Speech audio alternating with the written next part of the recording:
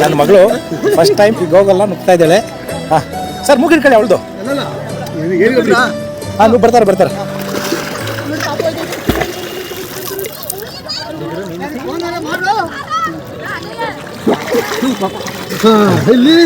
ತಪ್ಪ ಇಲ್ಲ ವಿಚಾರ ಮಠ ಕುಟ್ಲ ದೃಷ್ಟಿ ಇದ್ರೆ ಅಲ್ಲಿ ಬಂದು ಹೋಗಿದ್ರೆ ಕ್ಲಿಯರ್ ಆಗಿಬಿಡ್ತದೆ ಎಲ್ರಿಗೂ.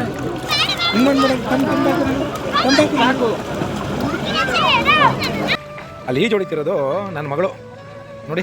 ಆರಾಮಾಗೆ ಹೆಂಗೆ ಈಜು ಹೊಡಿತಾವಳೆ ಅಂದರೆ ಇನ್ನೊಂದು 2 ವರ್ಷ ನಾನು ಟ್ರೈನಪ್ ಮಾಡಿಬಿಟ್ರೆ ಅವಳನ್ನ ಈ ನದಿನ ದಾಟ್ಬಿಡ್ತಾಳೆ ಅವಳು. ನೀರೊಳಗೆ ಇಳಿಯೋಕೆ ಎದುರ್ತಿದ್ಲು. ಈಗ ನೋಡಿ ಅವಳು ಮುಳುಗಿಸ್ಕೊಳ್ತೇನೆ. ಒಂದು 2 ಸ್ಟೆಪ್ ಮುಂದೆ ಹೋದರೆ ಅಲ್ಲಿ ಮುಳುಗ್ಬಿಡ್ತಾಳೆ ಅವಳು. ಆದರೂ ಧೈರ್ಯವಾಗಿ ಹೊಡಿತಾವಳೆ.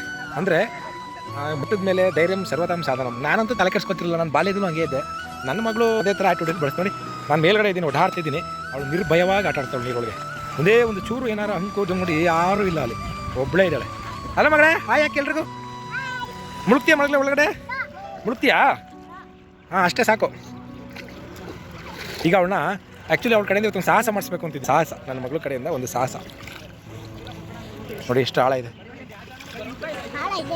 ಹ್ಞೂ ಮಗಳೇ.